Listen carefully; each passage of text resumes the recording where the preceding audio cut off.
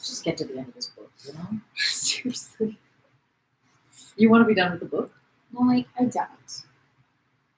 Seriously. But she was like, when are you guys going to be done? I was like, yeah, I think we're going to be done before the quarantine is over.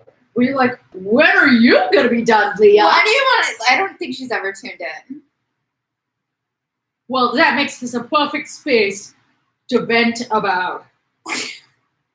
Leah. Hey! But I'm just trying to think, like, yeah, how many videos have we done? I feel like you would know.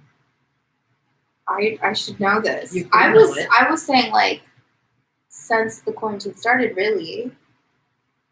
So 6 weeks? What?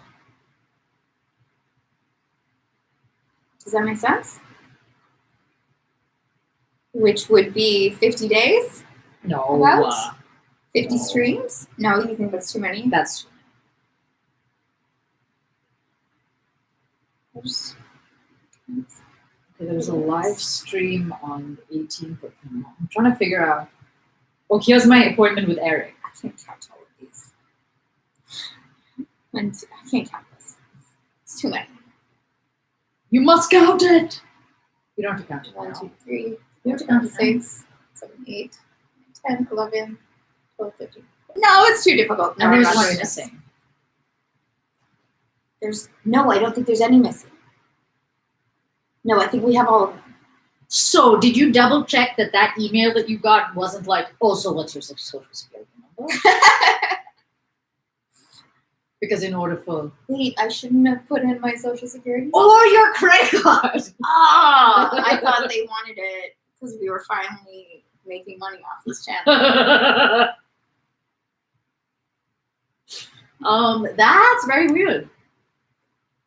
I think it was a robo email. Maybe something did get flagged and they did remove something, but I think they did. We got flagged. We got flagged because we're so avant-garde and inappropriate. No, I think this is what happened. I think it was all automatic. I think we got flagged by who flagged us? I don't know. Who flagged us? I don't know how it works. And then because there's this thing where like you can put in the title of your upcoming video so that the next time you go live, it just automatically is like, will send to all your subscribers like this title is not live or whatever. Are you following me at all? Mm-hmm. So like a video has a title, right? Yes. Okay. So there's an option for like upcoming to put the title in there too. Okay. And if you don't change it, it stays the same title. Okay. So it means that every upcoming is the same title. Yeah, exactly. Right. But it says book 10, chapter 18. Yeah, because I just put that in. But for a while, It I said had the same forgotten thing. to update it.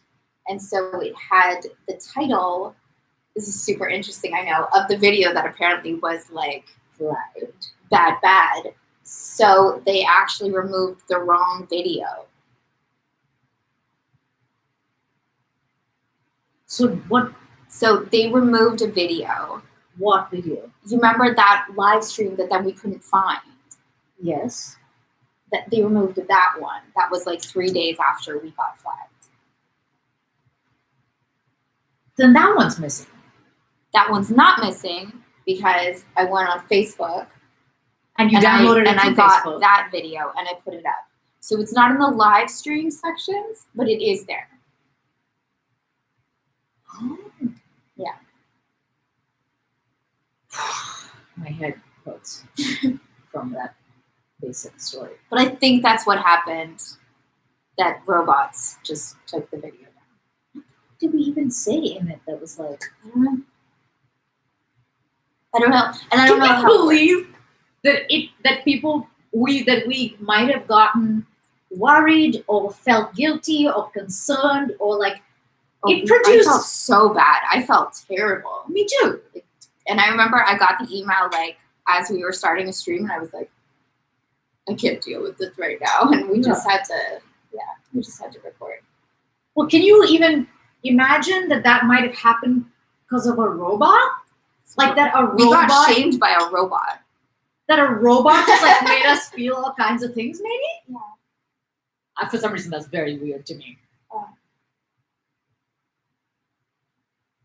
I don't think I've had emotional reactions to robots. Maybe you have, you just don't know you have. You know, like when you get scary letters in the mail and you're like, What scary letters in the mail? you've never gotten scary letters in the mail? No. You know, like when tax collectors are after you. Tax collectors? No, sorry, debt collectors.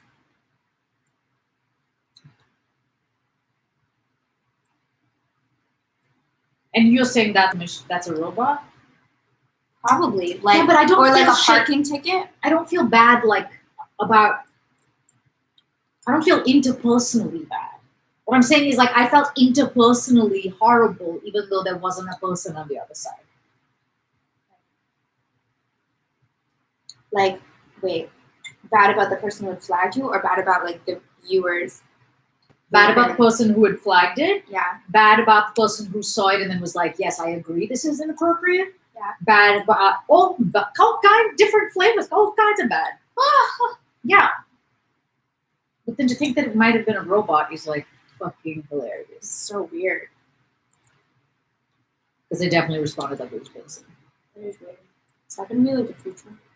Why am I obsessed with the future? I'm like, there's just gonna be police robots. You are obsessed with the future. What's gonna happen? Yeah. Anytime anything happens, you're like, what do you think this means for the future? It's probably gonna be far less interesting. Maybe it won't be. This is all the same thing. If they're self-driving cars, Yeah, When they're that's all- not future. wouldn't there also be like just automatic robots? Would that be better? No, that'd be terrifying Automatic robots for what? for law enforcement. Oh my god!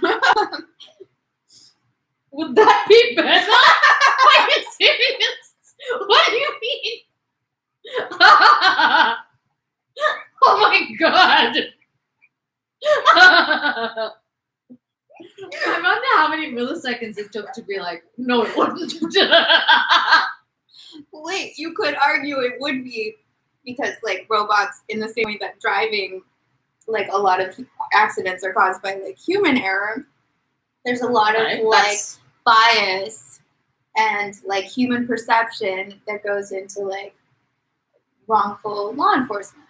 yeah, but how do you imagine replacing judgment or like building in judgment? Well, it would mean that it would just be like, yeah, there wouldn't be judgment basically. Right, There because the only algorithm you could possibly It put would in just is be like, like, all you- the young black you men broke in the hoodies. rules.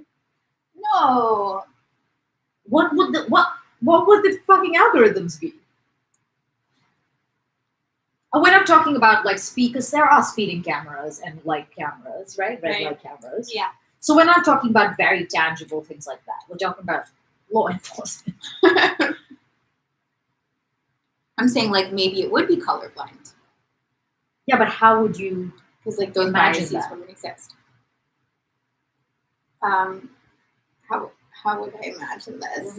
Like, Give me an example of like someone breaking the law.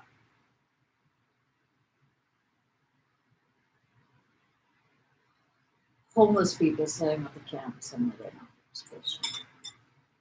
Yeah, so like a robot wouldn't judge homeless people. How would they even know They were wouldn't there? have like homeless people and all those. But how would they even know they were there?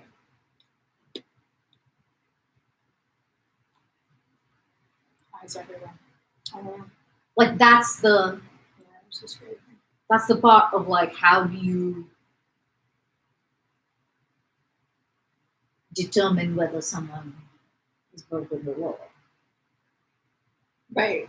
That someone is there to observe the law being broken. Yeah, or people just get like pulled over. Yes.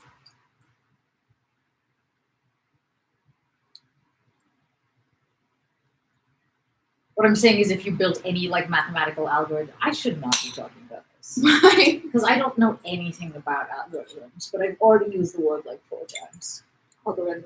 Like, what a great word. which is a great word. Because you'd have to build in some like rules, Yeah. right? It'd be like, rules it'd be of the wording. coding. This is like classic coding. Like, if Yeah, this, then program. this. Yeah. So like what I don't know what that would even be.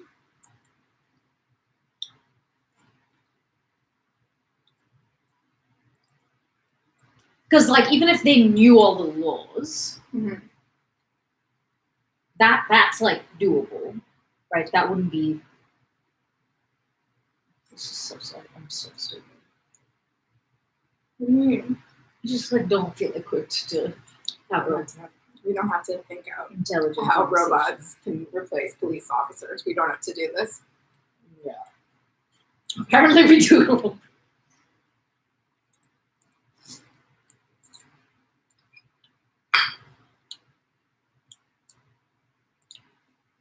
Should there be cameras everywhere? That's terrifying. And then, because sometimes you can like get away with it. No, that's Get away basically with. like the thing with like a human element is sometimes there's leniency. Right. You know? Judgment. So like Right. I like, think fine, I'm just gonna let you off with a warning. yeah. Like given a lot of things in this situation, my thinking or my judgment about the situation is X. Yeah. And it would leave no space for anything No, like it's that. like, and that is terrifying. You daren't. Because it also Fuck makes that. you codify what's okay. So like how do you fucking codify?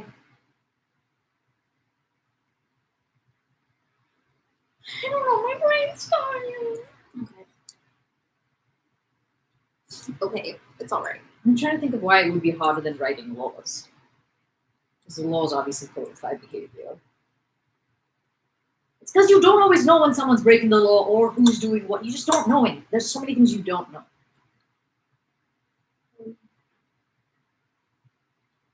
Law enforcement. Someone's like, hey, there's people spray painting on graffitifying such and such place. Then, And then RoboCop goes over, not RoboCop. This is which I've never seen. RoboCop goes over, and with complete impartiality, what if there's no one there? RoboCop chasing down the scent. I don't know. Exactly. Like how rude. Do you think RoboCop could also detect lying? I don't think so because like people can. That's why lie detectors are inadmissible. Because there's people who can not. We don't know anything about lying. Apparently, human beings are terrible, terrible lie detectors. Yeah.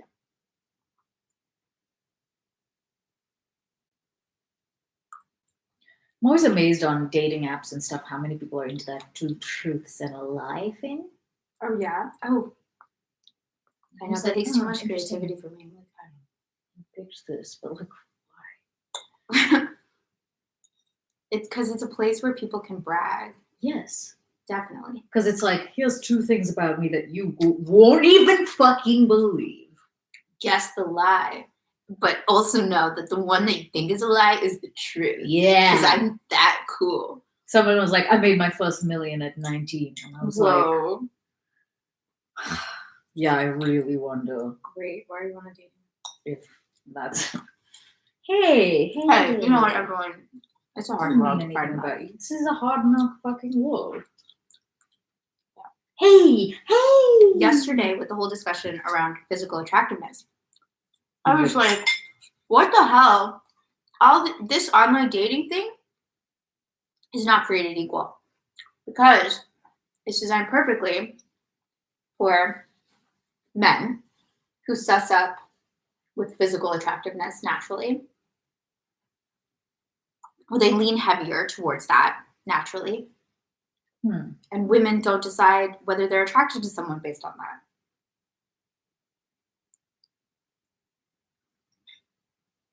Yeah, maybe.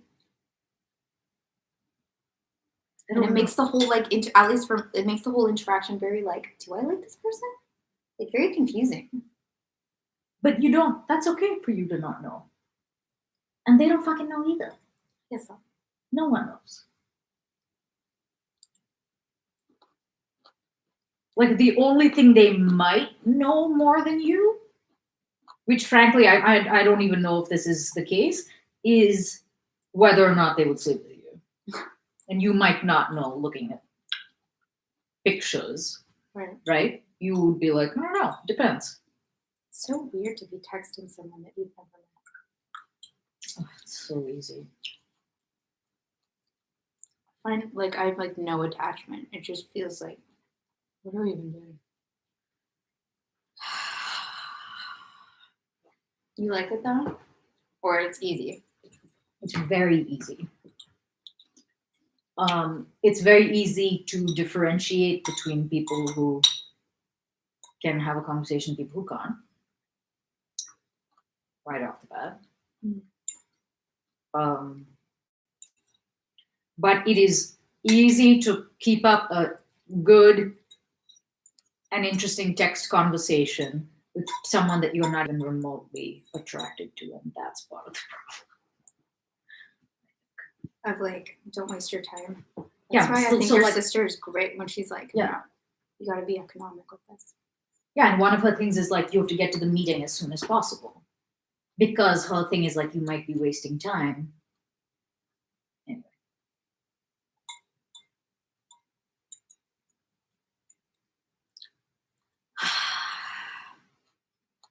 But yeah, there's all kinds of weird things going on in dating apps.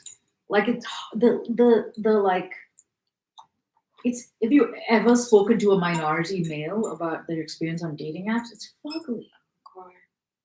It's really skewed towards like white guys. Yeah. Apparently Asian guys and African American women have the hardest time.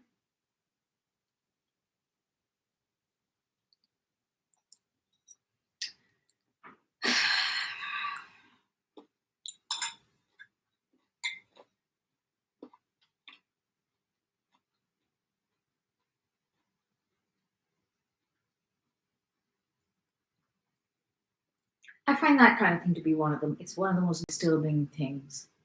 Like the marriage statistics for Black women. That I find that shit so disturbing and so deeply concerning on.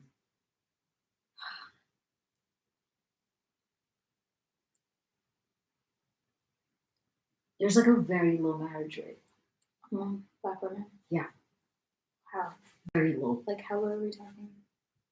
I mean, you're asking me numbers, but like dramatically low. Oh.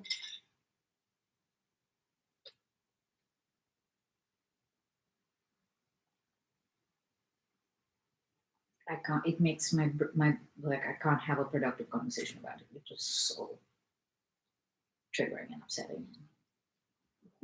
I just feel despondent about the fucking world. Wait, but do you think that's like purely based on desirability, or is that part of their own choice?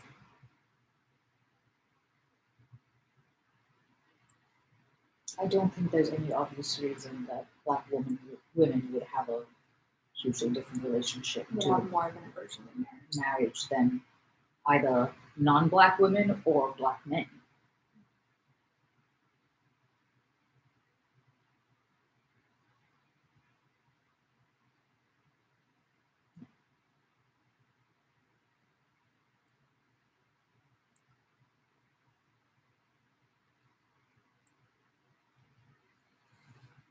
Like you should hear Sam talk about dating apps. Yeah. Yeah, because he also feels like. Anyway. Right. Is it hard? Yeah. It's really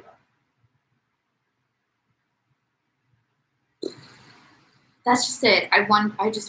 Can there be something else than the swiping method? Gotta invent it. Where's it I at? don't know what it would be. Like, because if you were to take away the like, just what do they look like? What would be something that you would want to like How would you want to interact with a stranger off the bat? What would you want to know about them? This sounds really weird, but one of the things I heard source unknown is that there was some thing that was halfway between a dating app and like a biology experiment. It's like Uh-huh. you wear a t-shirt for like 2 weeks straight and then they bag it and You just like smell for the person. kind of. So I think that would be like that's something that I am keenly interested in. What if you're like, oh my god, this smell, and then you meet the guy and you're like, Well, I'm not saying that's the only. right. It's not like, and now It's not like you a must one marry. Although, have you heard about this show on Netflix that I actually might watch called Love Is Blind? Is that what it's called? Yes, I saw a preview and then I did not watch it. I might watch it because it's batshit. It's cool. What do you mean cool? I mean, everyone's still attractive on the show, but yeah.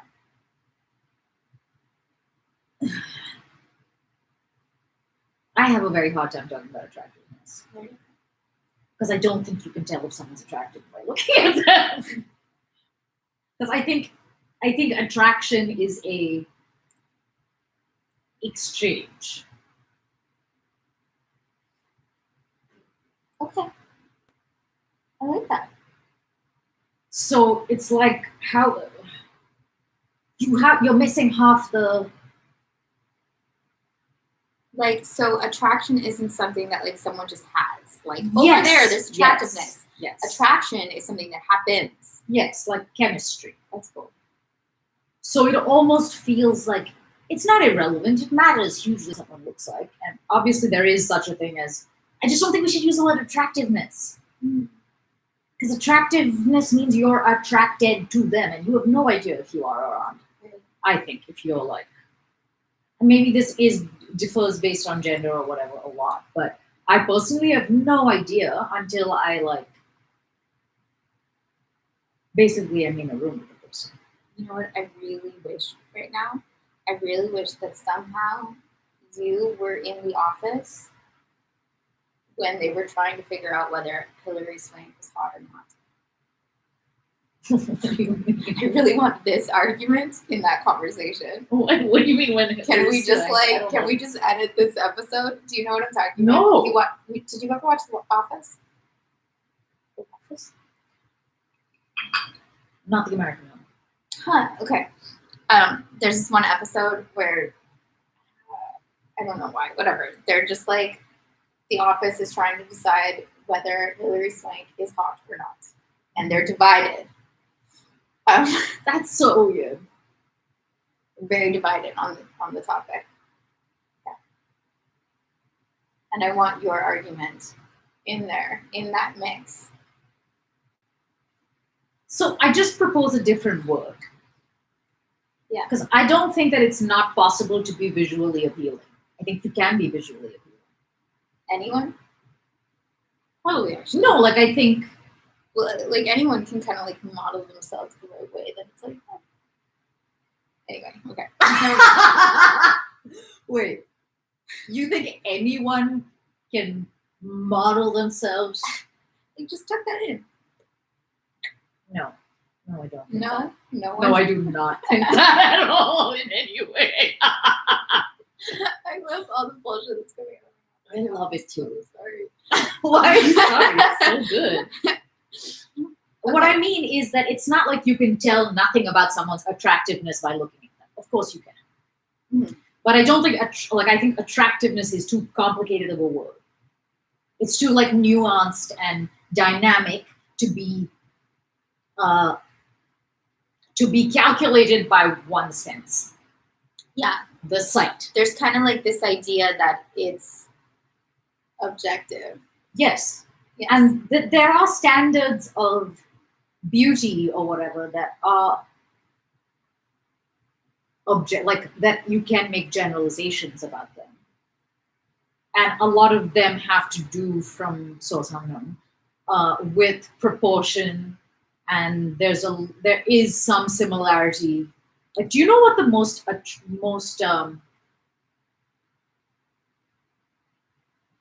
across cultures, like one of the most common, like in many cultures it's valued, things about beauty standards of women is?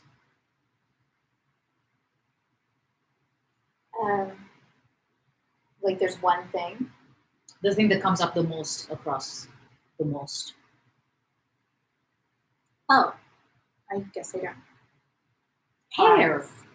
Hair. Like how vibrant and shiny your hair is. I can see that. Yeah. 'Cause Anyway. it's like such a direct sign of health. Yeah. Your shiny hair. So a lot of the standards of beauty, and of course it's gotten all kinds of here, there, and everywhere along the way. There are all these different social influences, blah, blah, blah, blah, blah. But there is, I think, some like certain qualities that are indicative of good health, like probably skin, and probably how white are the whites of your eyes. Or so they say proportion more than like weight, because your proportion tells you more about someone's health than the overall weight. So someone who is a size 10 and someone who is a size 2, if they have the same proportions, Yeah. are equally like attractive in that way, compared to someone who's a size 2 who has different proportions. And by proportions, do you mean like a specific shape, or is it just? Yeah, relationship between, like, you know how they say The one of your breast. health things? Yeah, relationship between your waist and your hips. Yeah. That's a big one. That's a big one for health in general. Your waist to hip ratio.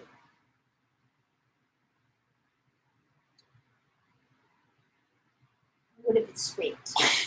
If That's it's not a straight good. That's not a down. good waist to hip ratio. I read this book once upon a time I bet you did. that I did not finish because that was a scientific book and it was boring. And this is the one that I Hip think to shoulder. Interesting. And teeth alignment. Yes, teeth is also. Yes. Okay. So teeth alignment, and it was all about like how actually symmetry is kind of our genetic right. It's mean just right? that we're deeply malnourished. Genetic right. Like that most human beings, if they're getting the proper nutrients and if their mother has the proper nutrients, will have like straight teeth and be symmetrical. And that like a lot of these irregular proportions are due to malnutrition. Interesting. Symmetry is like a big thing for people. It makes sense that I that would be a almost sign never of think about it. health. I think about it because I'm subconscious. I mean, I'm self-conscious, but not about my symmetry. My mouth is. Yes, you're very crooked. So now I'm like, are other people asymmetrical? But anyway, and this book also said that sometimes, like the mother gives like so much of herself to a child, right? Like so much of her nutrients, like her health, her like well-being to a child, that sometimes the mother like doesn't have enough time to catch up and like regain her store for the second child or the third or whatever it is. And so this book The like next said that child. there's not sibling rivalry, but there's like a thing where you see like the firstborn looking a certain way and then like the secondborn is kind of drop off. Yeah. That is batshit crazy and really funny. And then for me, I remember reading that and being like, oh, because my brother, even though we're like 5 years apart, my brother is 6'5". Hmm. And 5'2".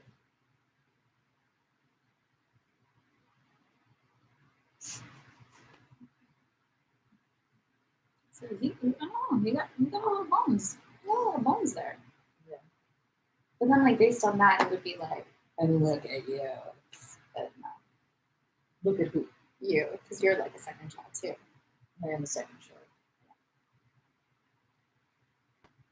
I'm all bands and my stuff.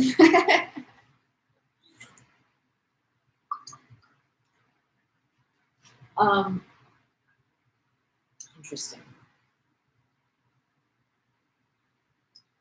It is interesting to think of even just like teeth, that like this epidemic of irregular teeth. Like actually, we shouldn't need all this orthodontia and things like that. Sure. Orthodontist. I've never heard the noun that I word. don't know what it would be. Anyway, I mean, Let's what go you with decided that. was really elegant. let's go with that.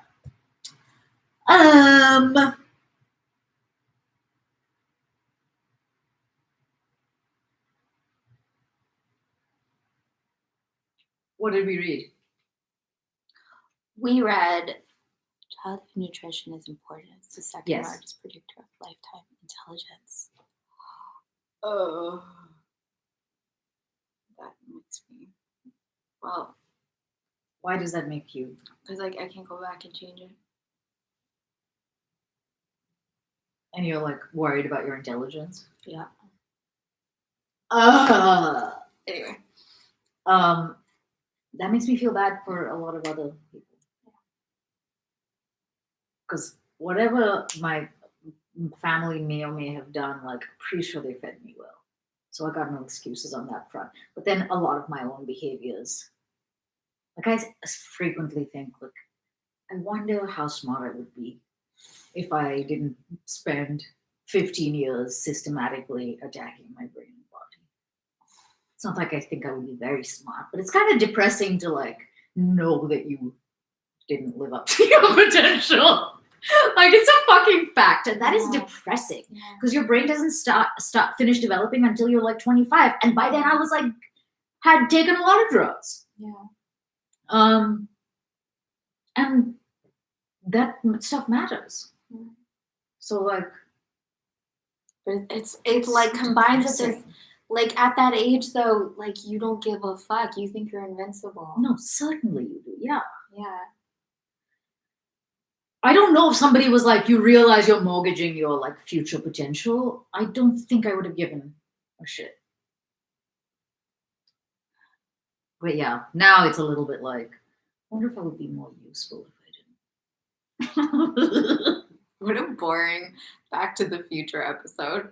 What do you mean? Or like, I guess not doing drugs, but if it was like, I'm gonna change the history, and you just go back and you eat your vegetables or something. Anyway, if I could go back in time, what would you do? I wouldn't eat dairy.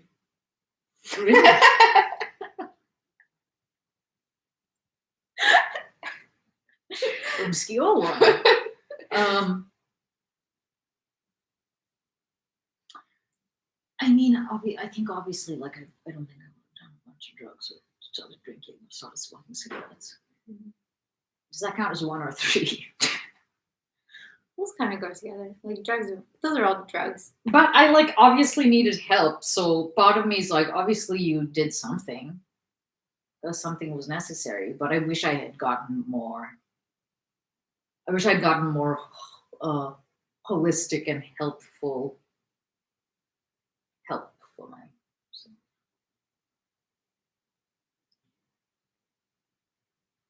What if I like actually can do math, or like not can, but like in a different.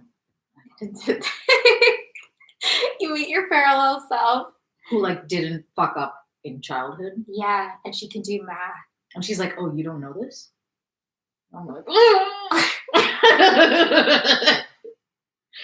"You're such a dick and so greedy." I'd get jealous. Yeah, I don't know. Yeah. I mean, And then what would you do? Then you'd kill your parallel self yeah, you'd and have take to. over her world. Then you'd be like, oh fuck, I can't do math. And everyone in this world thinks And I I'd can. go to my job, and I'd be like, "Oh shit, she's a neuroscientist." They'll be like, I'll walk into like NASA ground control and be like, right, 73.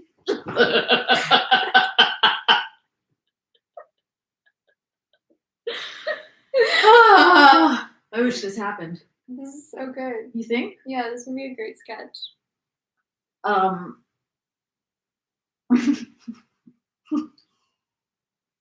I feel like a lot of shows are actually about this. There was a Paul Rudd show kind of about that. Did you ever watch it? It like, I'm describing it as if it came out like forever ago, and it was actually quite recent. Where he goes to the spa? Yes, he goes to the weird spa, and then they duplicate him. They clone him. Yeah. But they didn't. Yeah, I watched that. Did you watch all of it? No, because it's a comedy. Yes. It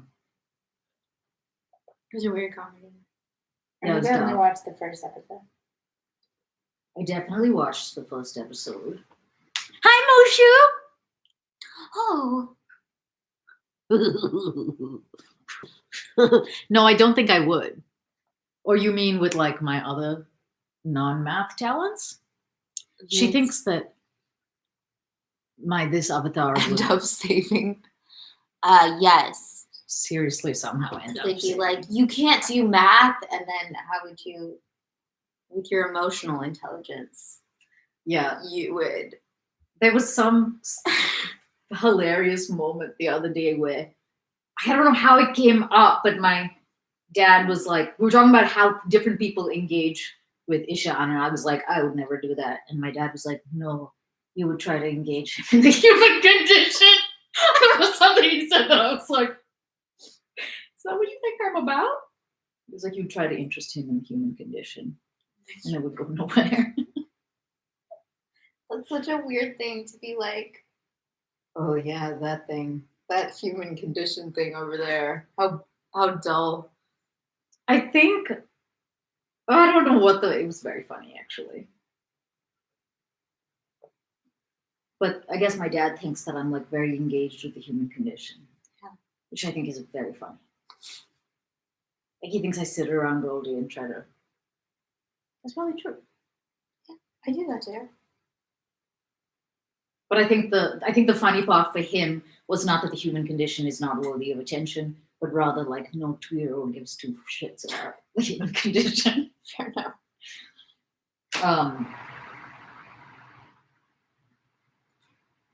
Yeah, I would be like, you can launch a rocket, but can you feel this? This is me and NASA. Yeah, right, exactly. No, I think there'd be like some superior, let's say. He's like, what's wrong? Like, we need to do this now. And he'd be like, what's all this anger about? Yeah. And then he would have some cathartic moment where like it's because his wife left him and he hasn't been his best self at work because of all this inner turmoil. And then you get to the root of his problems. And suddenly he's like, I don't need you to do that. So I can do the math. And then there you go. Wait, he would then do the math? Yeah. So what I would be discharged? No, he would keep you around because obviously to like solve the human problems. Yeah. The human condition problems. The human condition problems. Right. I think this could work. I think this could work too. And it's also making me think like, is this category on Star Trek? Because I think it needs to be. Category. You know how like there's always there's like a commander and like a second in command, and then there's the mechanic. So you think there should be like an intimacy coordinator? Yes, definitely. Like, hey, hey. I think that's really good.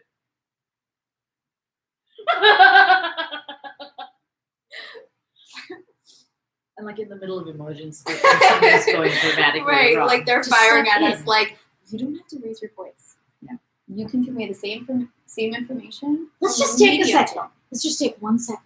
Yeah, let's breathe. Let's just breathe together. And actually, there should be like someone teaching them yoga on those ships or something. Obviously. Wait, isn't this what Sarah's dad did? She was like in charge of like She made it seem like he was in charge of the like mental and emotional well-being of like a lot of people in the Navy, or everything that happened on a ship or something.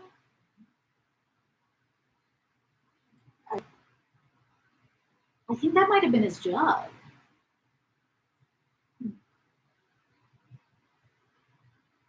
You know what that is? That's HR. I know it is, but this is a better HR. A more human resources. Because it's not just about like conflict resolution.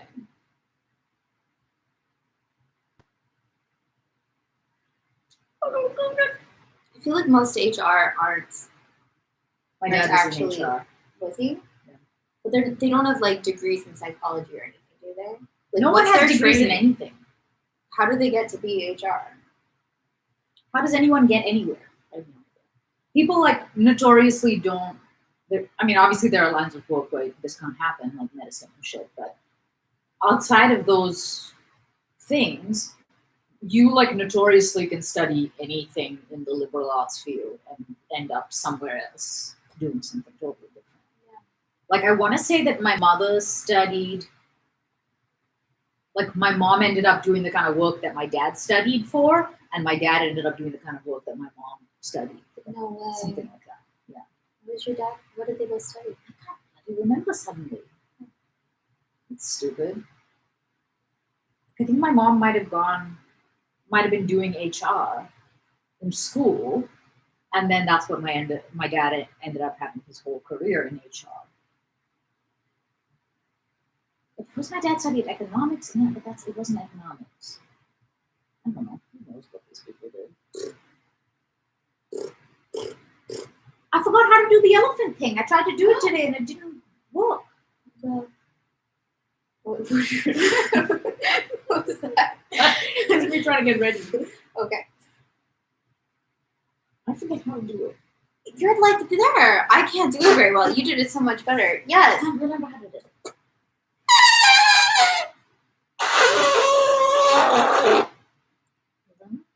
Yeah, I think you need to like disappear your top lip more. Wait, Like Rachel, like what's her name? Ruth Wilson. I'm forgetting how to work my face. This one time I forgot how to goggle. You ever done that? I was like, what? I like Then drank you it. just drank salt water. Yeah. And then it was like, how Actually, do I if you prevent do it? think about gargling, it's very weird. You can't. You actually, I would not recommend thinking about it. You're doing vibrato, basically, right?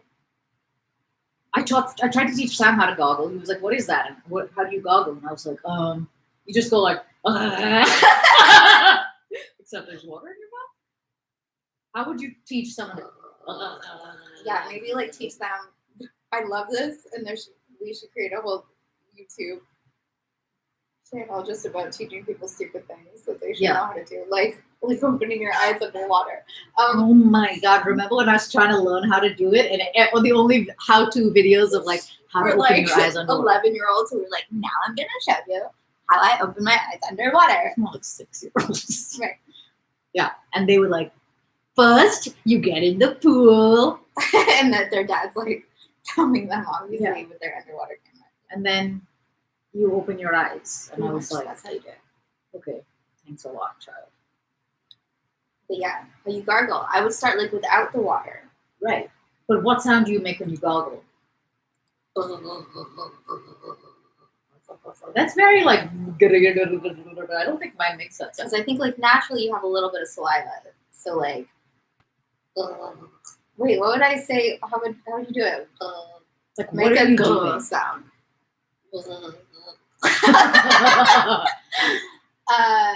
Like make a G in your throat. Yeah, that's pretty good.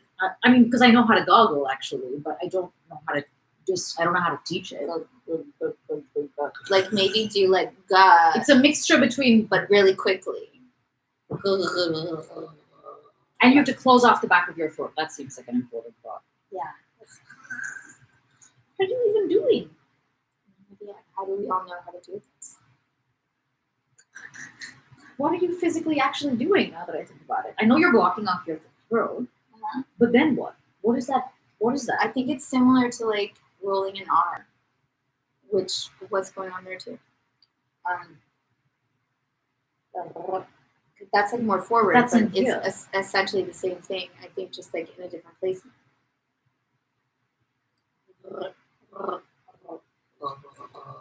Right? It's the same thing.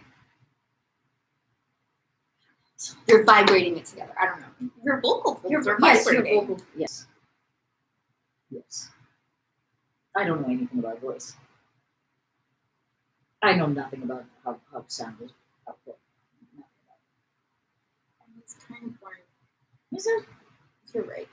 I bet you could be like, if you could get really into it, you would be like, oh, what is happening when I'm speaking? It's crazy. I remember having voice teachers that would be all about like, they would get into like your soft palate Yeah. and the whole structure of your instrument, and I found it so boring. But your soft palate is kind of like still part of your face. Mhm. I feel like your vocal cords are like somewhere you can't find them. Like you never see them. If you like open your mouth really wide, you can see your soft palate. You can't Did see you your ever have vocal- to do that in voice class too? Like get a mirror Probably. and actually watch like We had to have mirrors in voice class, yes. yeah. And I didn't bring one. One of the first days, and Dusty McEwen was sitting next to me. Mhm. And I was like, I like, looked over at him, and he had a two-sided one that like opened like a oyster. Oh, yeah. And I was like, oh, if only that would break. I dropped it. And he was like, oh, do you have this one? I was like, yes. I was like, I feel like I did that. She's a Almost. witch. But then it never happened again. That was like 20 years ago. So I think it's gone dormant. Whatever that little thought of my brain was. Does that count as breaking a mirror?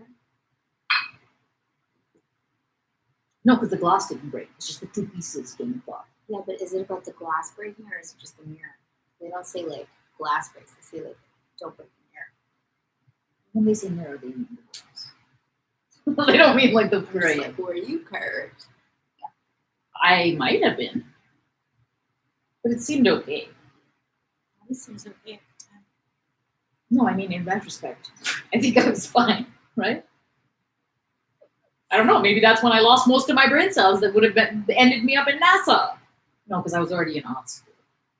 Yeah, it was already, It was already too late gone. for you. It's already, yeah.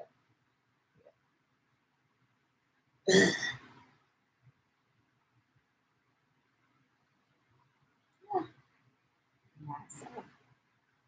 Whatever. So Yeah, worried man. about NASA. Like, what an irrelevant skill.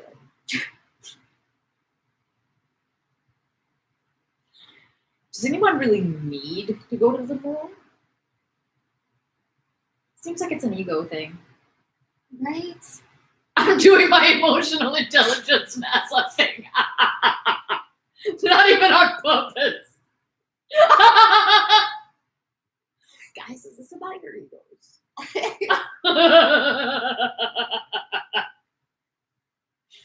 Whoops. What happened in War and Peace? Do you think if women made rockets, they would look different in the not different? When I was in 7th grade, we had a bottle rocket competition. And me and Lizzie, my best friend, she's on the fridge. Mhm. We made one, and everyone was like, I think we should do this with that. And we were like, let's just make it. Because I think both of us were like, neither of us knows shit about bottle rockets. Yeah. And we kicked everyone's ass. It went like 3 or 4 times further Oh my than god. anybody else's bottle rocket. That's insane. All we did was make it pretty. What was that? I mean, it was probably like it was the most streamlined one. Everyone else had like these like Yeah, it's too complicated. these like big things coming out, and we were like, no, Aqualine. So we like, did these kind of things. That, Oh, yeah. it was pretty. There might actually be something to that. That's what I mean. Is that like I think he was definitely more aerodynamic than all the others because it was good. Yeah, like things that do work well do have are aesthetically pleasing. I wonder how far that goes. Probably not.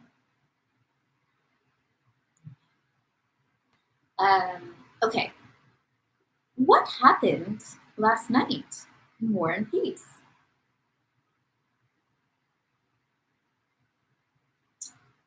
Denisov. Sorry. Yeah, No, go. Prince Andrew was there with Denisov, who Yes. just reappeared Yep. as if from nowhere. Yep.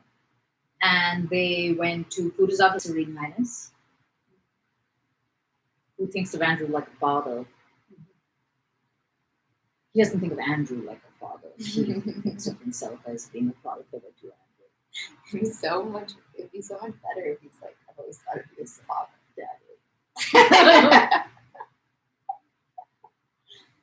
But then probably like Andrew would be like, Nikolai? Is it you? I haven't seen you in so long. He probably would openly believe that Kutuzov was his son. When was the last time he saw his fucking son? Oh, His son's probably like in his 60s by now. probably.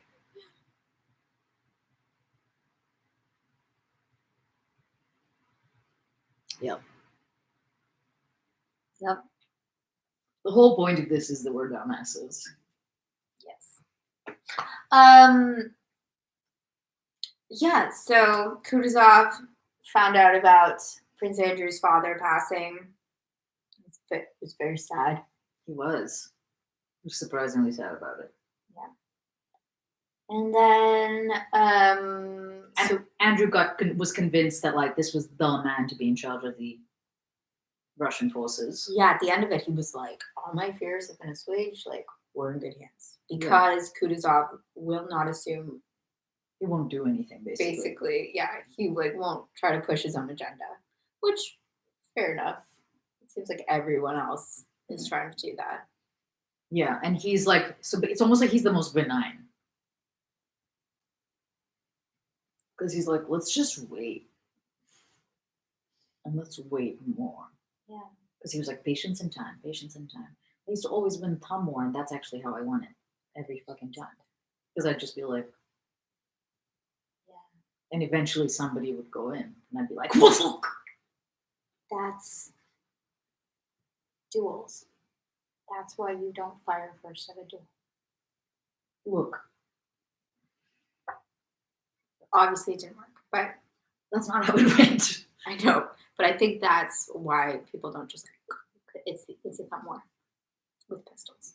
But there's an inevitability of shooting someone with a gun that doesn't exist here. Because if you go for it, you might not get them. But it seems that with a pistol at like this kind of range, like bullets will kill you every time, you know? Yes. So I don't know how useful strategy would be in the duel when you put it next to speed. Only if you're the fastest draw on the list. Who cares about fast? Because if you're faster than the other person, sure. If you're not, no. But you You're gonna also fire have to be first. accurate. Yes. Because you can't like be super fast and then miss, because then they will, Yes. and they have first shot, really. You're like, I'm really fast. we're going. Yeah.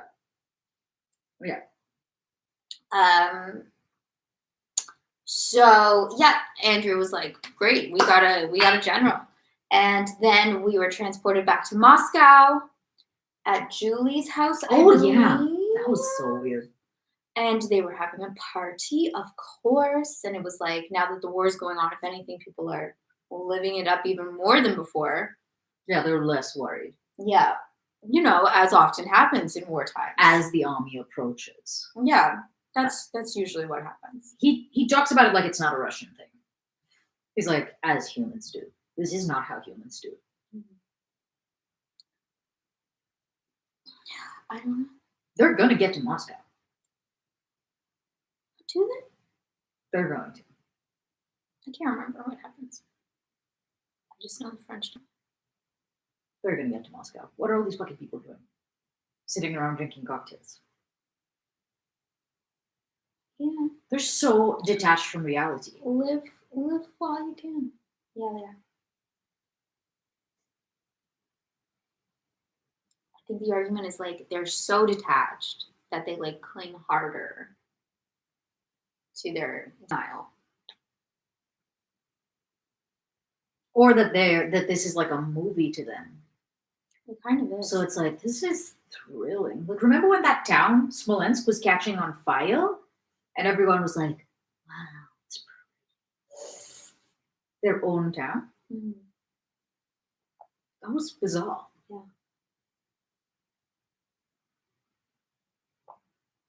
Who's gonna happen? It'd be great if they got to Moscow then, because I kind of want to see what happens with all those people there. They just get confused, and one of like a bunch will stand around being like, but Mama loves me. And another one will be like, I should just grab the flag and run. Like, I feel like it's gonna be incoherent fucking responses like that. Probably. How should the Russians make it Winter. through? Winter. But like, From what I remember, that's it. It's like the French didn't. They No, I didn't mean, know like- about the weather. I mean, like on a bigger scale, Oh, you just mean in general, like how are Yeah. they still a people? kind of. Because if they like have a ambivalence that is like a pathological ambivalence, like my philosophical position is ambivalence, how does anything ever happen? You know what I mean? Like how did anyone get anything done there?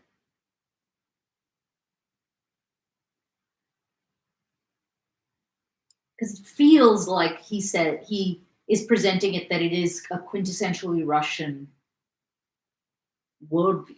Like that's how it is.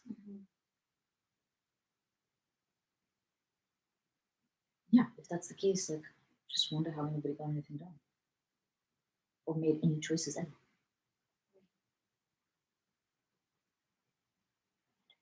I wonder if that made them more susceptible to like autocracy. It probably would.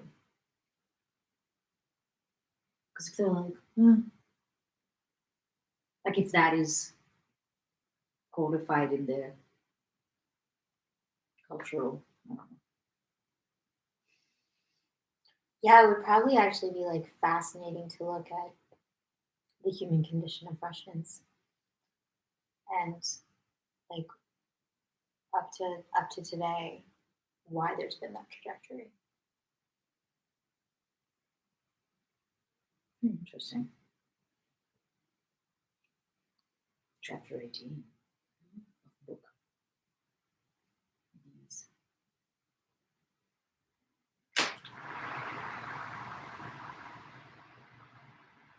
Yeah? Yeah. Okay.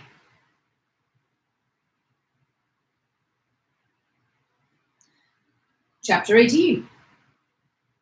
When Pierre returned home, he was handed two of Rostopchin's broadsheets, newspapers, that had been brought that day. The first declared that the report that Count Rostopchin had forbidden people to leave Moscow was false. On the contrary, he was glad that ladies and tradesmen's wives were leaving the city. There will be less panic and less gossip, ran the broadsheet, but I will stake my life on it that scoundrel will not enter Moscow. These words showed Pierre clearly for the first time that the French would enter Moscow. The second broadsheet stated that our headquarters were at Vyazma, that Count Vingetstein had defeated the French, but that as many of the inhabitants of Moscow wished to be armed, weapons were ready for them at the arsenal, sabers, pistols, and muskets, which could be had at a low price. The tone of the proclamation was not as jocose as in the former Shigarin talks. Pierre pondered over these broadsheets. Evidently, the terrible storm cloud he had desired with the whole strength of his soul but which yet aroused involuntary horror in him, was drawing near. Oh. Shall I join the army and enter the service or wait? He asked himself for the 100th time. Great. You're running out of time. Russians. Great. He took a pack of cards that lay on the table and began to lay them out for a game of patience. This patience comes out, he said to himself after shuffling the cards, holding them in his hand and Oh my lifting his God. head. If it comes out, it means. Oh my god. Remember how he thinks that he's the beast? Yes. He's the beast counterpart. I'm surprised that the answer isn't 47. Seriously. If it comes out, it means 37. He had not decided what it should mean when he heard the voice of the eldest princess at the door asking whether she might come in. And it will mean that I must go to the army, said Pierre to himself. Come in, he added to the princess. Only the eldest princess, the one with the stony face and long waist, was living in Pierre's house. The two younger ones had both married. I think that's the princess. You remember that scene with Prince Vasily? Katish. Yeah, I think that's him. I think. I thought she was married, we found out in just the previous chapter. Maybe it meant that she was an old maid, not that she was married. It did. Excuse my coming to you, cousin, she said in a reproachful and agitated voice. You know some decision must be come to. What is going to happen? Everyone has left Moscow and the people are rioting. How is it that we are staying on? On the contrary, things seem satisfactory, ma cousine, said Pierre in the bantering tone he habitually adopted toward her, always feeling uncomfortable in the role of her benefactor. Satisfactory indeed, very satisfactory. Barbara Ivanovna told me,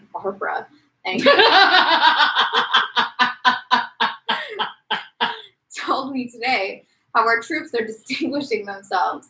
It certainly does them credit. And the people, too, are quite mutinous. They no longer obey. Even my maid has taken to being rude. At this rate, they will soon begin beating us. One can't walk in the streets. But above all, the French will be here any day now. So what are we waiting for?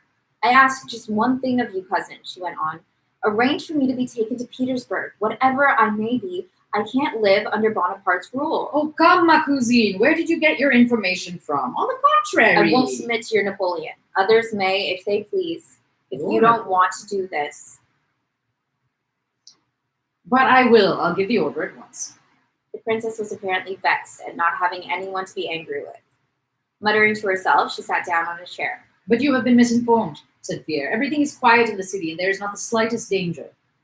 Why is he saying this? See, I've just been reading. He showed her the broadsheet.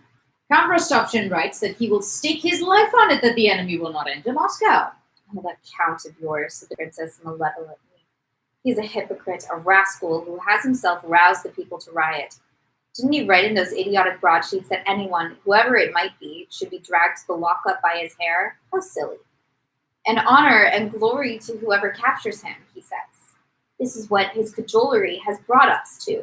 Barbara Ivanovna told me the mob near killed her because she said something in French. Oh, but it's so... You take everything so to heart, said Pierre, and began laying out his cards for patience. Although that patience did come out, Pierre did not join the army, but remained in deserted Moscow, ever in the same state of agitation, irresolution, and alarm, yet at the same time joyfully expecting something terrible.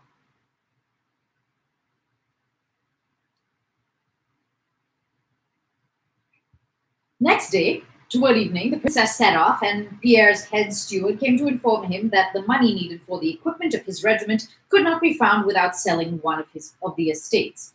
In general, the head steward made out to Pierre that his project of raising a regiment would ruin him. Pierre listened to him, scarcely able to repress a smile.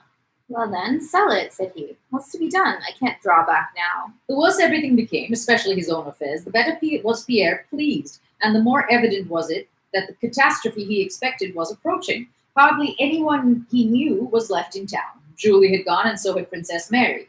Of his intimate friends, only the Rostovs remained, but he did not go to see them.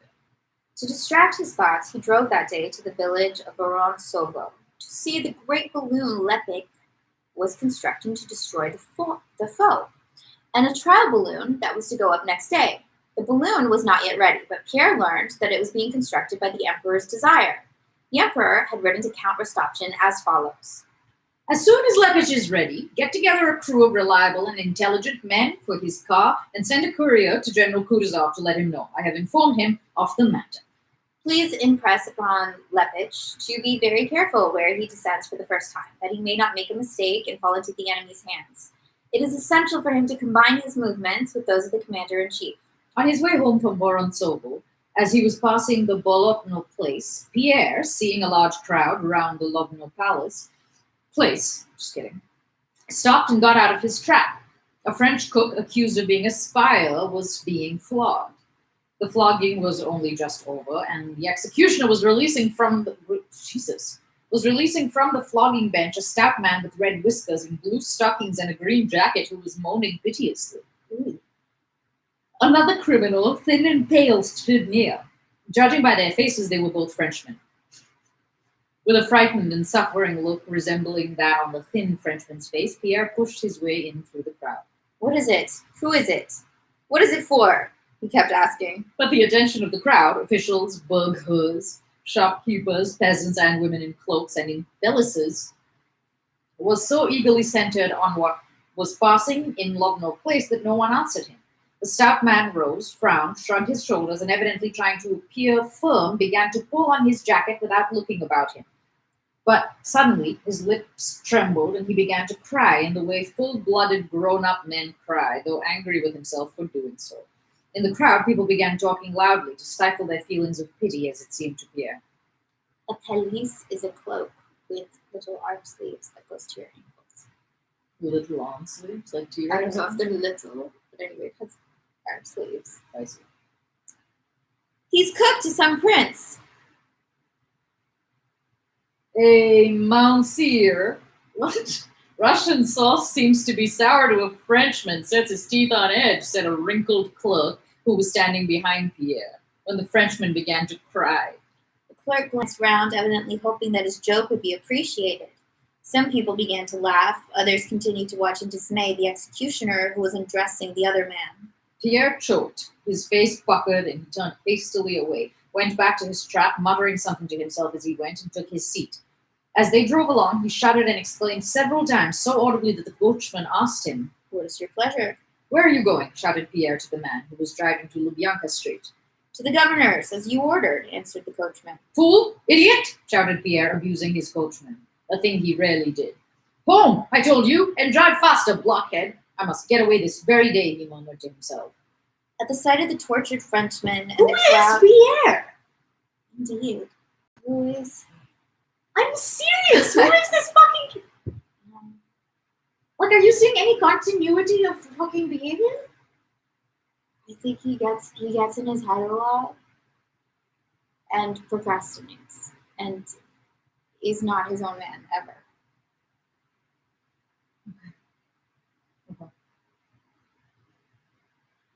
At the sight of the tortured Frenchman and the crowd surrounding the Lobno place, Pierre had so definitely made up his mind that he could no longer remain in Moscow and would leave for the army that very day, that it seemed to him that either he had told the coachman this, or that the man ought to have known it for himself. On reaching home, Pierre gave orders to Evstafe, his head coachman who knew everything, could do anything, and was known to all Moscow, that he would leave that night for the army at Mozhaysk, and that his saddle horses should be sent there. This could not all be arranged that day, so on Evstafe's... What? That is such a confusing word. Evstafe? Evstafe. On his representation, Pierre had to put off his departure till next day to allow time for the relay horses to be sent on in advance. On the 24th, the weather cleared up after a spell of rain, and after dinner, Pierre left Moscow. When changing horses that night in Prokloshkovo, he learned that there had been a great battle that evening. This was the Battle of Shevardino. Do you know? No. Okay, Shevardino. You know, all of you know, right? Yeah. He was told that there in Prokloshkovo, the earth trembled from the firing, but nobody could answer his questions as to who had won. At dawn next day, Pierre was approaching Mozhaysk. Every house in Mozhaisk had soldiers quartered in it, and at the hostel where Pierre was met by his groom and coachman, there was no room to be had. It was full of officers. Everywhere in Mozhaisk and beyond it, troops were stationed or on the march. Cossacks, foot and horse soldiers, wagons, caissons, and cannons were everywhere. Pierre pushed forward as fast as he could, and the farther he left Moscow behind and the deeper he plunged into that sea of troops, the more was he overcome by restless agitation and a new and joyful feeling he had not experienced before. It was a feeling akin to what he had felt at the Sloboda Palace during the Emperor's visit, a sense of the necessity of undertaking something and sacrificing something. He now experienced a glad consciousness that everything that constitutes men's happiness, the comforts of life, wealth, even life itself, is rubbish. It is rubbish. It is pleasant to throw away. Compared with something, with what? Pierre could not say, and he did not try to determine for whom and for what he felt such particular delight in sacrificing everything. He was not occupied with the question of what to sacrifice for. The fact of sacrificing in itself afforded him a new and joyous sensation. Chapter 19. On the 24th of August, the Battle of the Shevardino Redoubt was fought. On the 25th, not a shot was fired by either side, and on the 26th, the Battle of Borodino itself took place. Why and how were the battles of Shevardino and Borodino given and accepted? Why was the Battle of Borodino fought? That there was not the least sense in it for either the French or the Russians. Its immediate result for the Russians was, and was bound to be, that we were brought nearer to the destruction of Moscow, which we feared more than anything in the world. And for the French, its immediate result was that they were brought nearer to the destruction of their whole army, which they feared more than anything in the world. What the result must be was quite obvious, and yet Napoleon offered and Kutuzov accepted that battle. If the commanders had been guided by reason, it would seem that it must have been obvious to Napoleon that by advancing 1,300 miles and giving battle with a probability of losing a quarter of his army, he was advancing to certain destruction. And it must have been equally clear to Kutuzov that by accepting battle and risking the loss of a quarter of his army, he would certainly lose Moscow. For Kutuzov, this was mathematically clear, as it is that if, when playing drafts, I have one man less and go on exchanging, I shall certainly lose, and therefore should not exchange. When my opponent has 16 men and I have 14, I am only 1/8 weaker than he, but when I have exchanged 13 more men, he will be 3 times as strong as I am. What's the problem? Did your math self figure that out? I mean, easy. My opponent has 16 men, I have 14, I'm only 1/8. But when I have exchanged 13 more men, The problem is not knowing the rules of this game, so instead of, we could like look up the rules of drafts, yes, or the classic game. just take the spirit of the Okay. thing, which is to say, like, he was already down 1, but was risking being down 20, like in Not relation. worth the risk. Yeah, not worth it for either of them, but like one of them would have, like the French would have gone from here to here, and Kutuzov would have gone from here to here. That's what I got from that. For the Battle of Borodino, our strength in proportion to the French was about as 5 to 6. There you go. But after that battle, it was little more than 1 to 2. Previously, we had 100,000 against 120,000. Afterwards, little more than 50,000 against 100,000.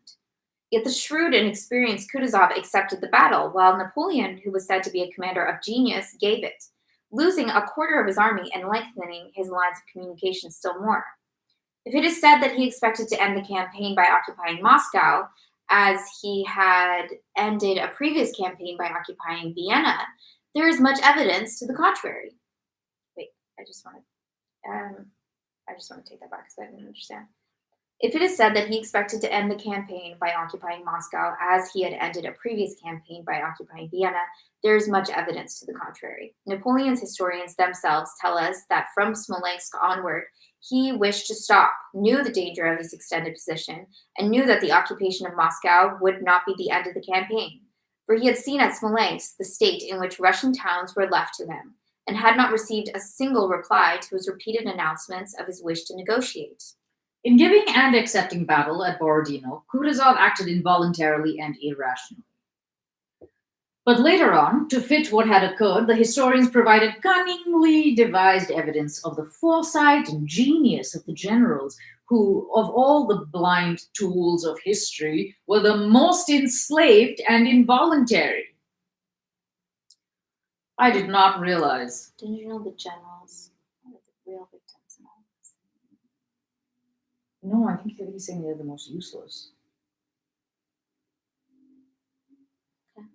Like, they do nothing, Mm. but they get all the That goes with like credit. Prince Andrew's theory. Why he was like, Mhm. I'm leaving this place. And Yeah, I'm going because to that become a wasn't fucking soldier." Prince Andrew's theory. It was Tolstoy's. You can see him like peeking through sometimes. definitely. And it's not even that subtle. Hello, it's me. Yeah. The ancients have left us model heroic poems in which the heroes furnish the whole interest of the story. We are still unable to accustom ourselves to the fact that for our epoch, histories of that kind are meaningless. I don't really understand that. Because he's assuming that those heroes were real, but Russian in this epoch, whatever, heroes don't really exist. Yeah, that like the ancients left us with all these stories about like those heroes, and we still, despite like evidence of like real life war, we still think in those terms. Huh.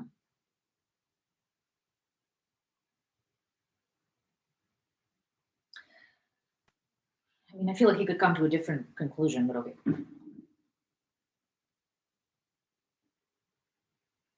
On the other question, how the Battle of Borodino and the preceding Battle of Shevardino were fought, there also exists a definite and well-known, but quite false, conception. All the historians describe the affair as follows. The Russian army, they say, in its retreat from Smolensk, sought out for itself the best position for a general engagement, and found such a position at Borodino. The Russians, sorry, I'm actually trying to Work it out. The Russians, they say, fortified this position in advance on the left. When we were like, okay, on the left. Yeah. At Austerlitz. 3 years ago. In Right, Austerlitz. yeah. The Russians, they say, fortified this position in advance on the left of the high road from Moscow to Smolensk and almost at a right angle to it, from Borodina to Utitsa, at the very place where the battle was fought. In front of this position, they say a fortified outpost was set up on the Shevardino Mound to observe the enemy. On the 24th, we are told, Napoleon attacked this advanced post and took it. And on the 26th, attacked the whole Russian army, which was in position on the field of Borodino. So the histories say, and it is all quite wrong, as anyone who cares to look into the matter can easily convince himself. The Russians did not seek out the best position, but on the contrary, during the retreat, passed many positions better than Borodino. They did not stop at any one of these positions because Kutuzov did not wish to occupy a position he had not himself chosen. Oh my God. Because the popular demand for a battle had not yet expressed itself strongly enough. And because Miloradovich had not yet arrived with the militia, and for many other reasons. The fact is that other positions they had passed were stronger, and that the position at Borodino, the one where the battle was fought, far from being strong, was no more a position than any other spot one might find in the Russian Empire, by sticking a pin into the map at hazard.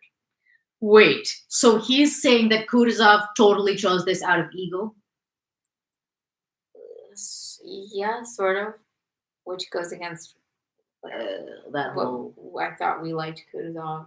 that whole thing. But apparently he's like, yeah, he didn't want to like choose a better position because he hadn't decided yet to do so.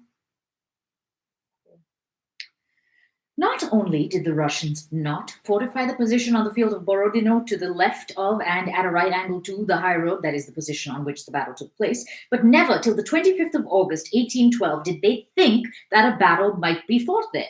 This was shown first by the fact that there were no entrenchments there by the 25th, and that those begun on the 25th and 26th were not completed, and secondly, by the position of the Shevardino redoubt. That redoubt, I don't know what a redoubt is, was quite senseless in front of the position where the battle was accepted. Why was it more strongly fortified than any other post?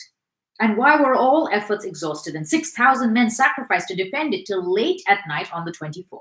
A Cossack patrol would have sufficed to observe the enemy. Thirdly, as proof that the position on which the battle was fought had not been foreseen, and that the Shevardino redoubt was not an advanced post of that position, we have the fact that up to the 25th, Barclay de Tolly and Bagration were convinced that the Shevardino redoubt was the left flank of the position, and that Kutuzov himself, in his report, written in hot haste after the battle, speaks of the Shevardino redoubt as the left flank of the position. So they're in agreement. Great. They both think of it as the left. Okay. It was much later, when reports on the Battle of Borodino were written at leisure, that the incorrect and extraordinary statement was invented, probably to justify the mistakes of a commander-in-chief who had to be represented as infallible, that the Shevardino redoubt was an advanced post, whereas in reality it was simply a fortified point on the left flank, and that the Battle of Borodino was fought by us on an entrenched position previously selected, whereas it was fought on a quite unexpected spot, which was almost unentrenched.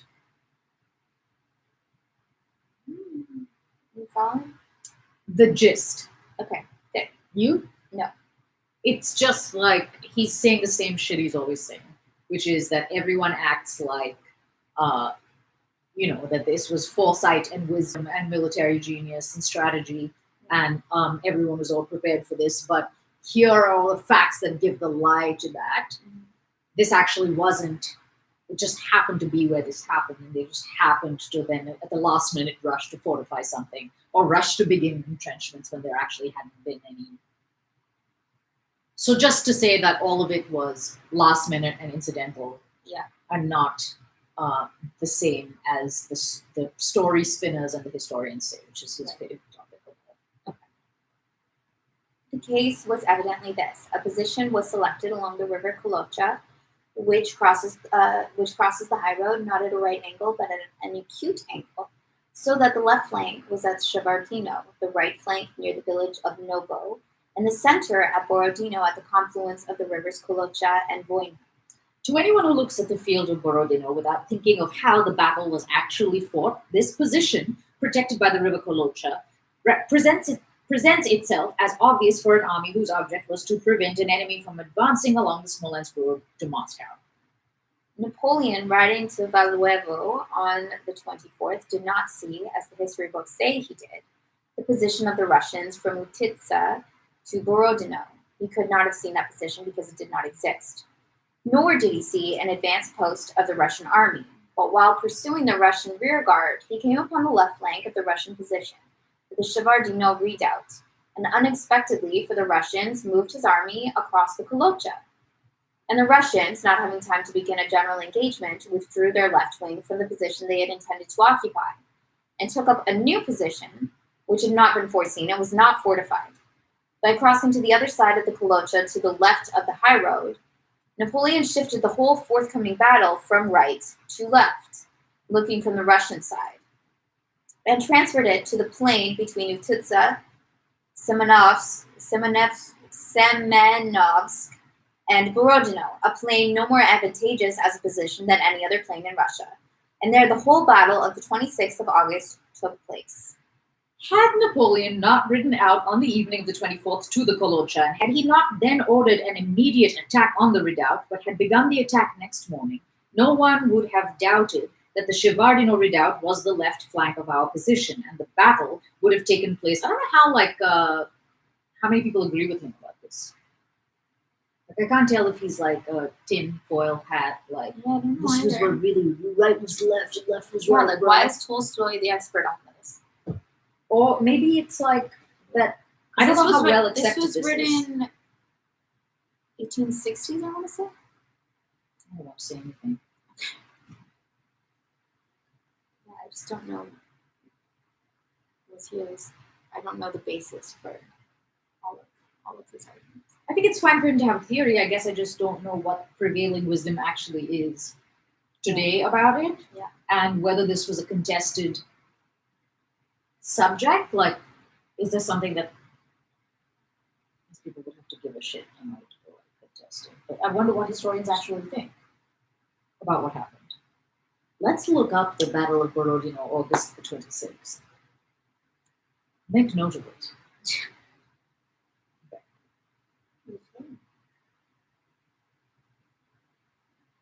And the battle would have taken place where we expected it. In that case, we should probably have defended the Shevardino redoubt, our left flank, still more obstinately.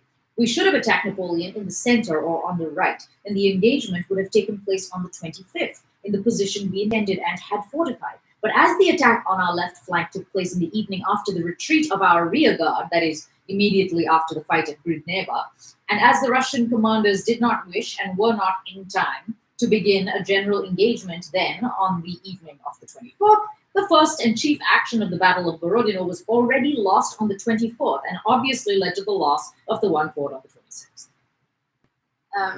This is confusing, but Wikipedia actually says that this battle was fought on September 7th.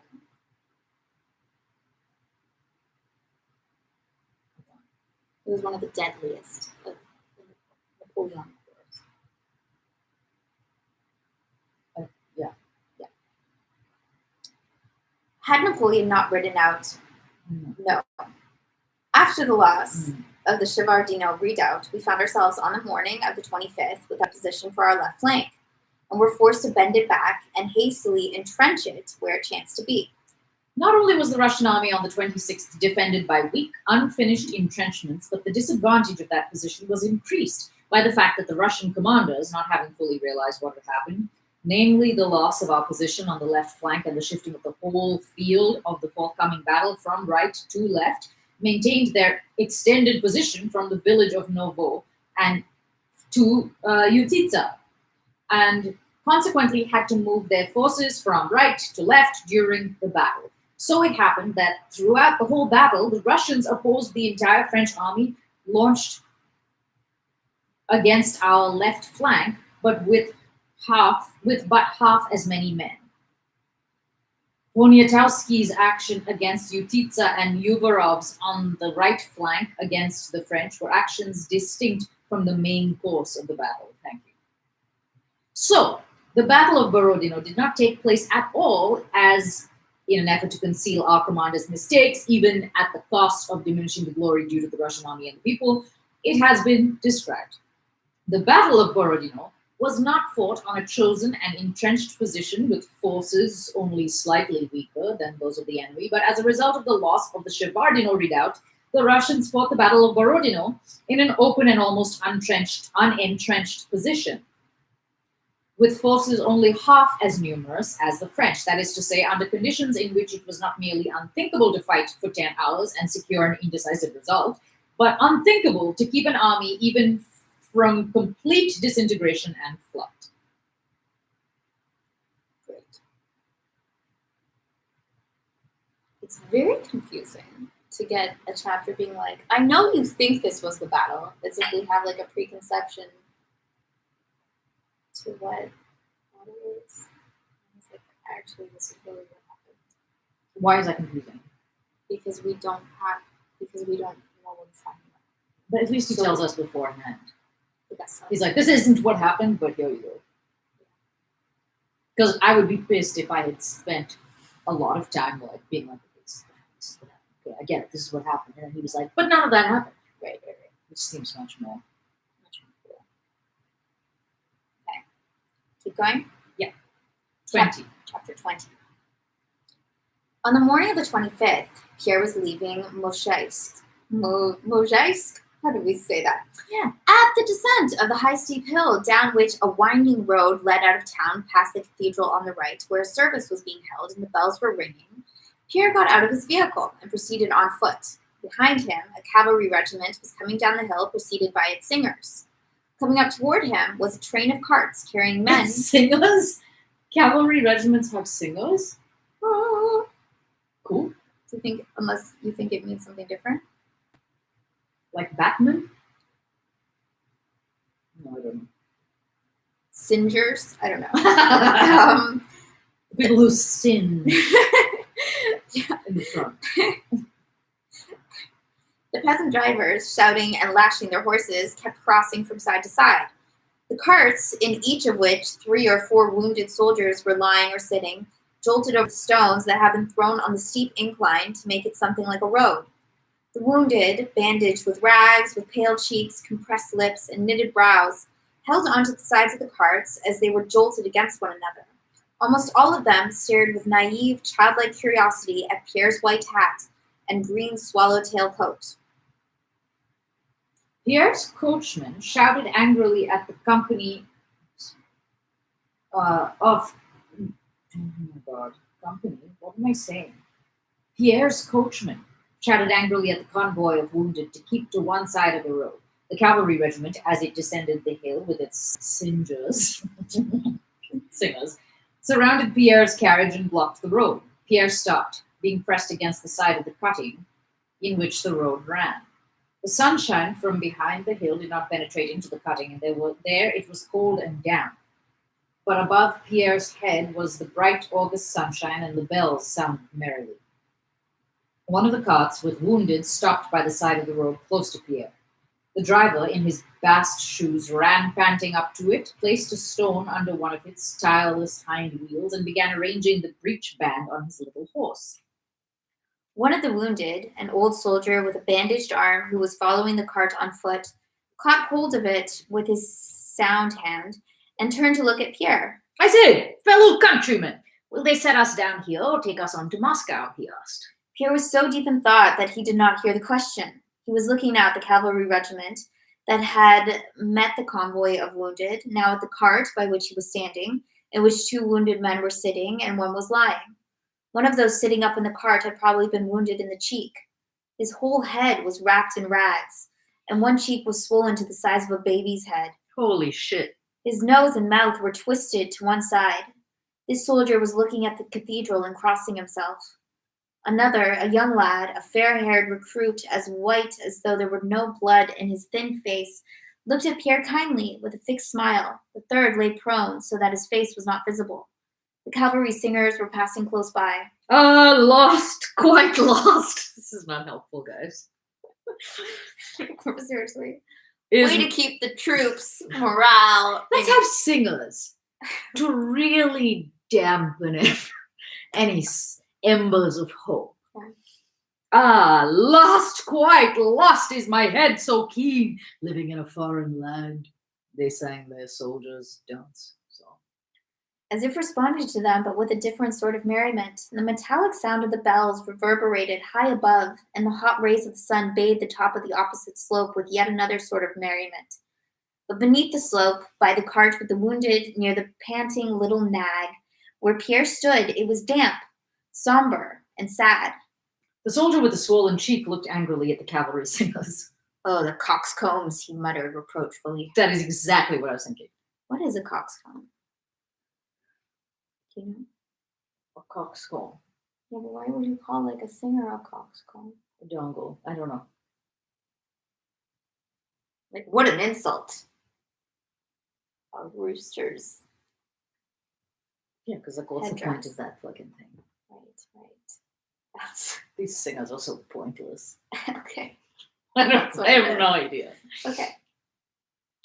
It's not the soldiers only, but I've seen peasants today too. The peasants, even they have to go, said the soldier behind the cart, addressing Pierre with a sad smile. No distinctions made nowadays. They want the whole nation to fall on them. In a word, it's Moscow. They want to make an end of it. I don't know what that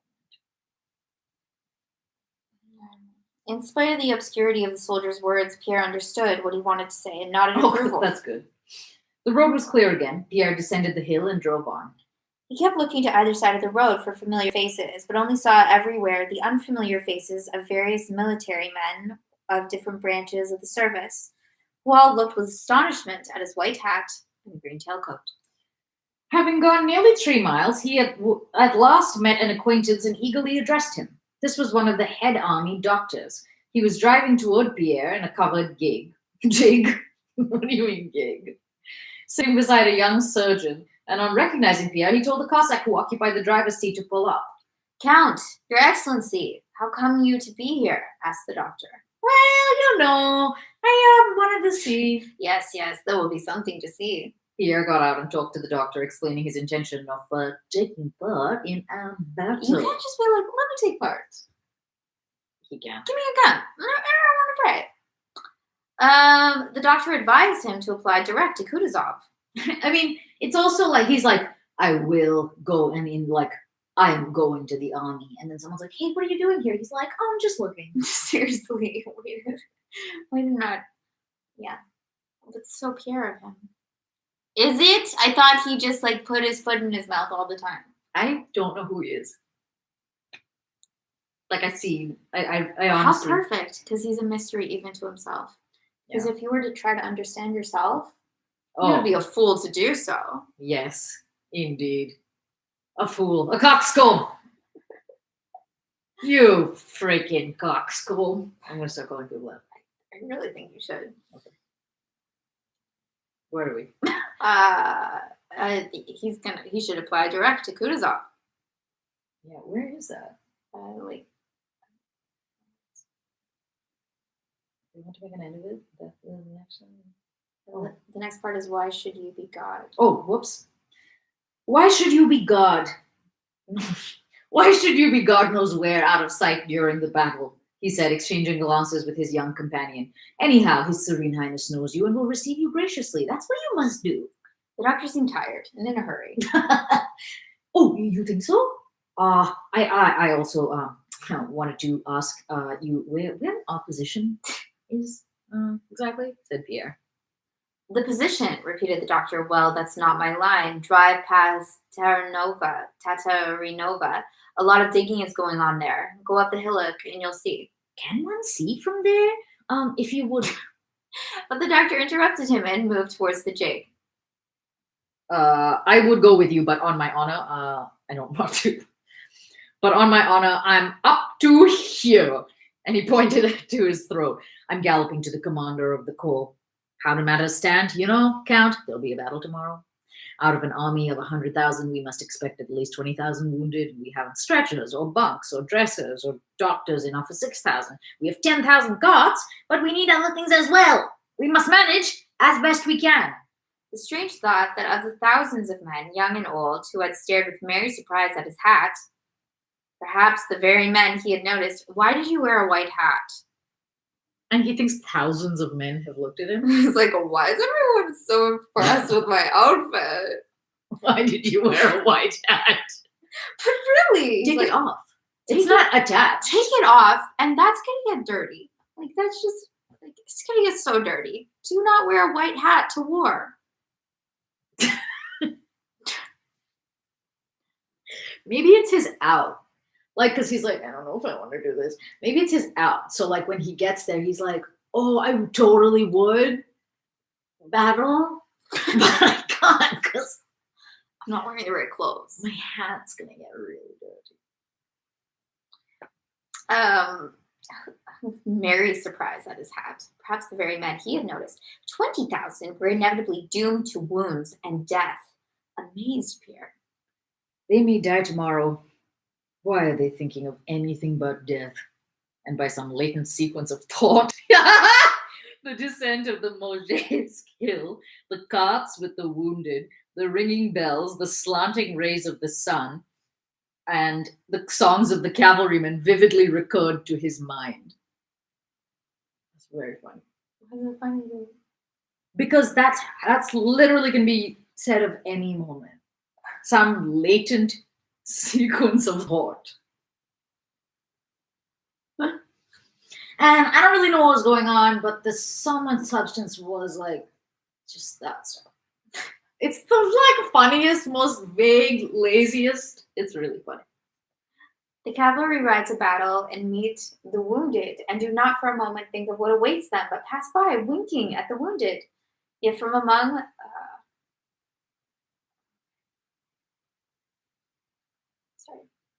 Dad. Yep. But pass by winking at the wounded, yet from among these men, 20,000 are doomed to die, and they wonder at my hat.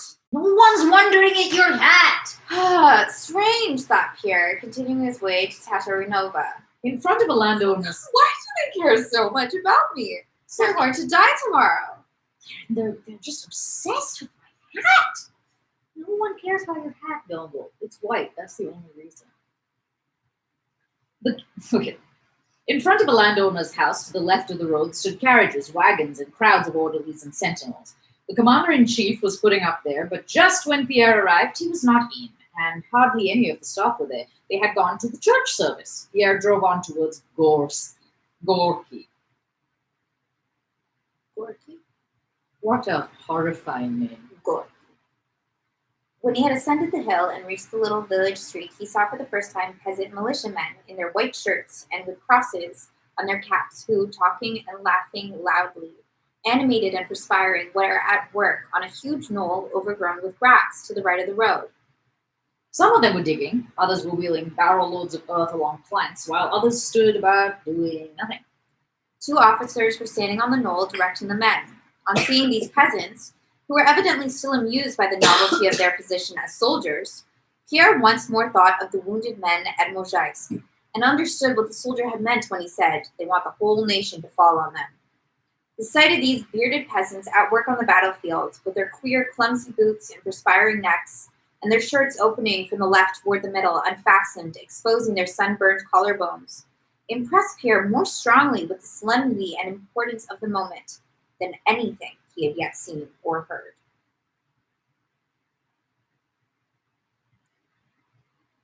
I don't know what to think. He's like a newborn babe. I was just gonna say he's like an exposed nerve ending. Yeah. He's like, currents.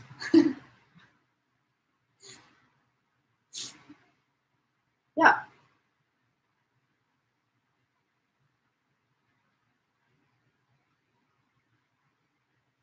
Of course he wants to give all his money away. That's why he's so burdened by it. He's like, I don't know. I don't know anything. Yeah. I don't know how to do that. I don't know. Like his whole life has just been handed to him. He hasn't really decided anything. I mean, he did. There's a couple of things that I thought he maybe had decided. Remember, he was like passionately indoctrinating Andrew on a barge or something. That's true. Wasn't like I thought he did have feelings. That's partly why I'm was sort of confused because I didn't get the sense early on that he just like goes wherever, does whatever, because he seems to hold like inconvenient positions sometimes. Yeah. And How much do you think is like character progression? Like at this point in time, Pierre has been a cuckold, and he's been in sleeping Moscow, and he's like, I don't know, he's depressed. I mean, it doesn't help that he keeps using language like I've never seen this, or this is the most I've ever felt. Because it's not just in his language; it's in the narrative language that we're getting told that. Yeah. So then, like, don't you then believe it, right? Again, this like, it's like trust with the author. You're kind of like, what are you saying? Are we supposed to be? Yeah, like these people seem to have no self-consciousness, and I mean that like in terms of like no awareness Zero. of themselves. Zero. Yeah. But I think that might be more because he thinks that there is no such thing as insight. I thought that's what he was supposed to do. I thought he was journaling. Who? Pierre. I guess he gave that up. Yeah, Yeah. definitely did. Yeah.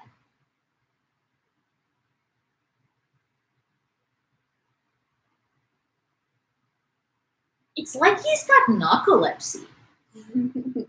it's like he's got like experiential narcolepsy.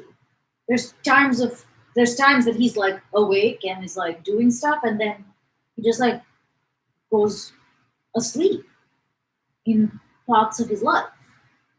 To be fair, I don't know if this is a good argument.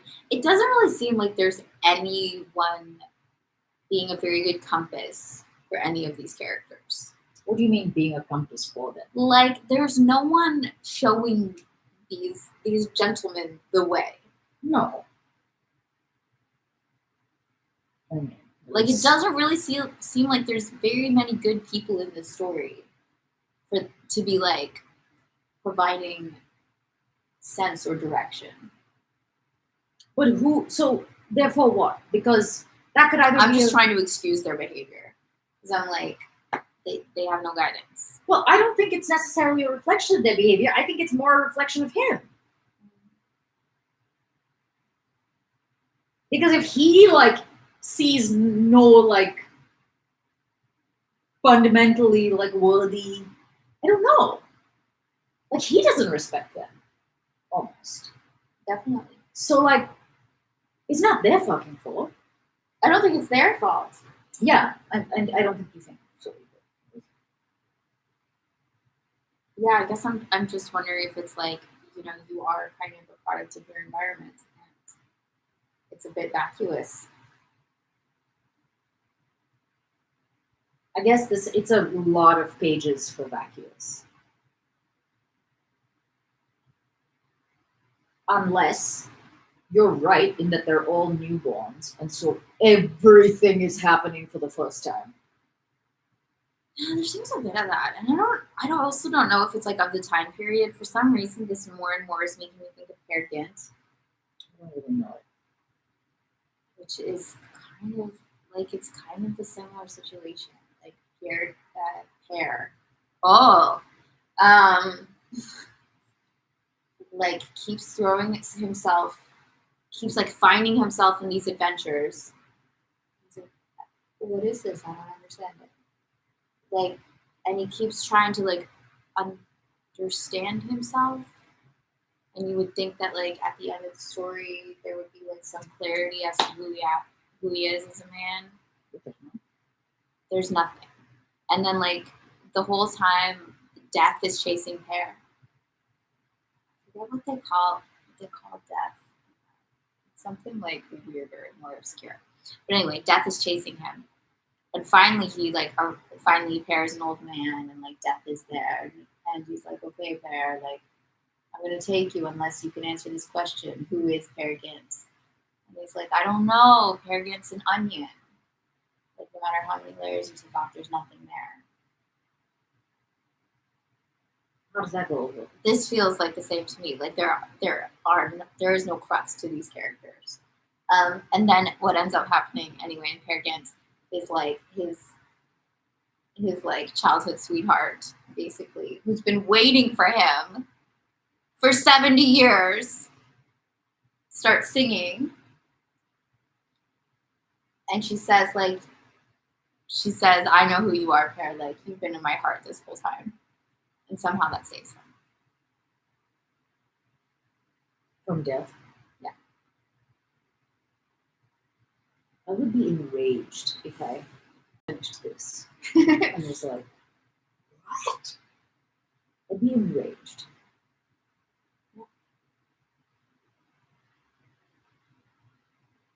But I think you're right about the onion thing, that there is no. It's weird because Natasha really seemed like she has one. She had one. Yeah. Definitely. There was like a spark.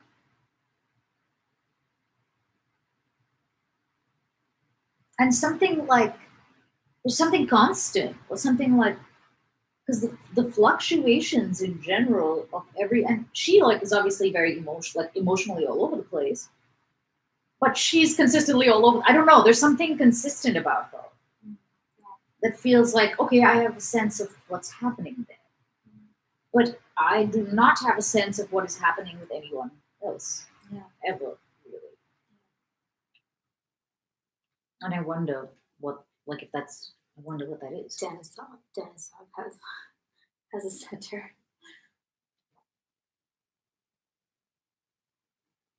Does he, or is it just his speech impediment?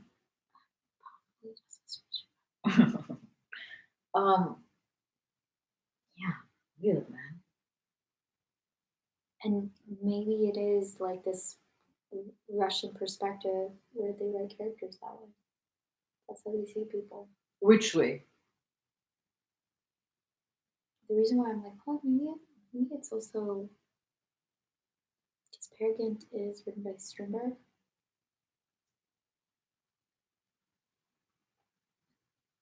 Who was he Hungarian? So maybe there's like an Eastern European way of looking at people that's kind of like centerless or unknowable. And then so they like write characters in that way, and then that too would like influence maybe like how people actually are.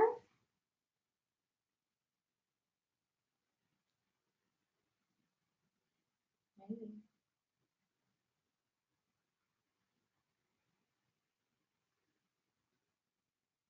It's very confusing because it's almost like this could be a completely new character that we're meeting who's like going up the road. Uh-huh.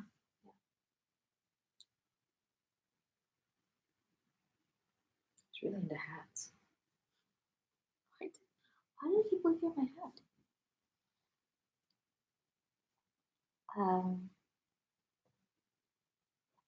Anything else you want to say? It's my mom's birthday. Oh, it is? So happy birthday. Happy Happy birthday, Joanne. Hope you did something fun today. It can't be fun to have your birthday in quarantine. I know, it was my brother-in-law's 40th Yeah. a couple of days ago. It's strange. Strange times. And my dad went to a wedding today on Zoom. He did? Yeah. So bizarre. Very.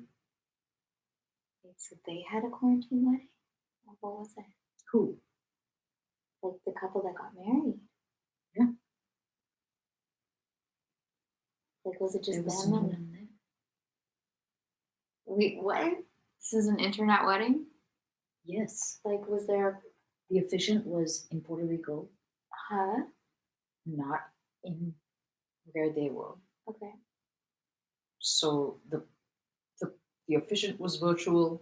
The people getting married were physically there, Yeah. and everybody watching, the like 100 and whatever people. So weird. Well, none of them were there. That's so weird. It's so weird. Imagine like getting married in a room by yourself. with only your person that you're. And what do you do marrying. after? How long do you keep the stream on? Like, Well, so there was a YouTube stream, and then Okay. afterwards they had a Zoom room and like a waiting area or a waiting room, and people were like went in 4 at a time or something to like Uh-huh. chat, connect, okay. be like congratulations, whatever, and then moving right along. Wow. And then do you think the couple, like at the end of it all, were just like, should we get some cake? Or just- I don't know. Yeah. I mean, I would Huh. eat cake. Yeah. Why not? But Yeah. anyway, Crazy. Good night. good night. What fixes everything?